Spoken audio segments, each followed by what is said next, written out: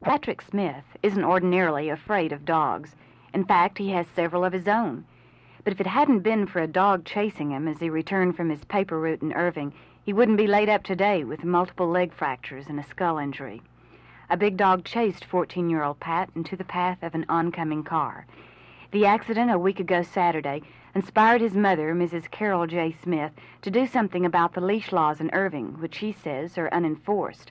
Her campaign to stop dogs from running loose in the city seems to be catching on.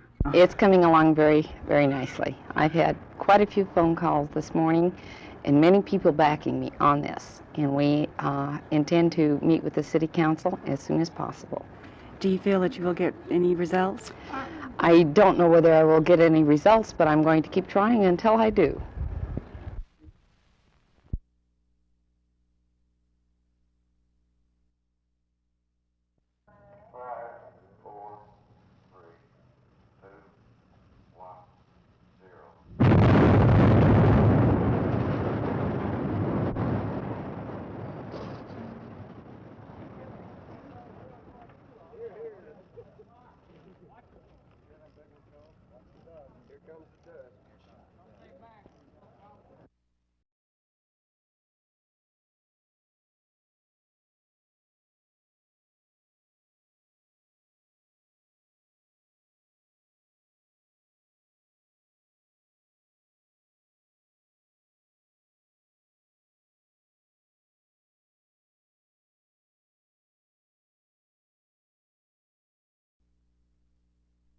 The fight against the proposed ordinance is led by Transportation Enterprises, one of several private bus companies in Dallas.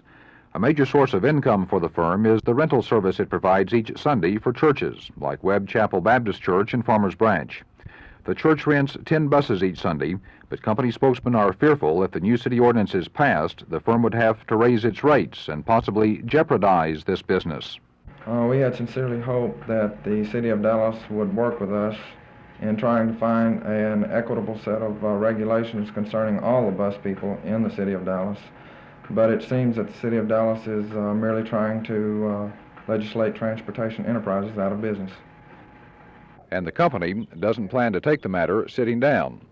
If the City Council does pass that proposed ordinance, it can expect to be taken to court by Transportation Enterprises.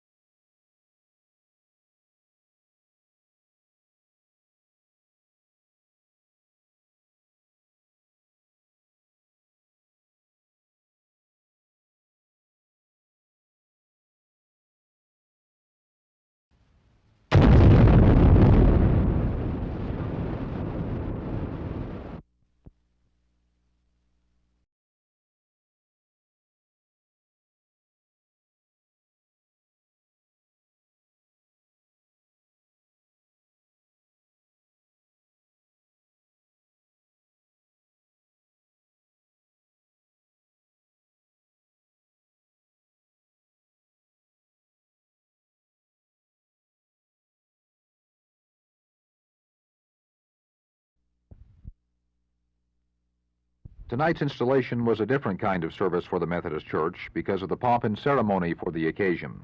The Methodist Church doesn't emphasize this sort of thing very much, but tonight it was different. 3,000 invitations were sent out. The choir alone filled hundreds of seats, and it took SMU's Moody Coliseum to hold them all.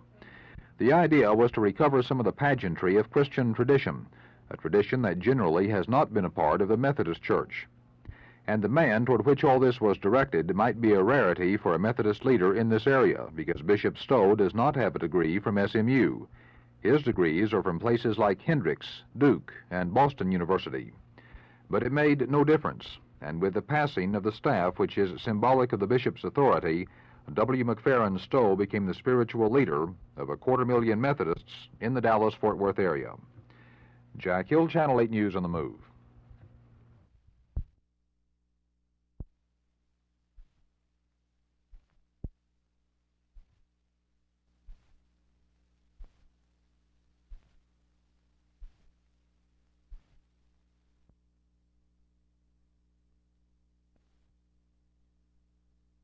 We're using as much explosive in this building as we do in approximately a 15-story building, whereas this structure is only 6 stories high.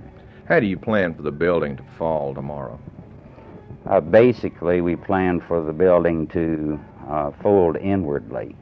Now, you have to remember, however, that steel does not just dust up when you put explosives to it, and we will end up with something like the skeletal remains of a prehistoric monster there with most of the brick off of it. Jay Tompkins, demolition contractor, talked about damage to surrounding buildings. Well, really, we're very fortunate.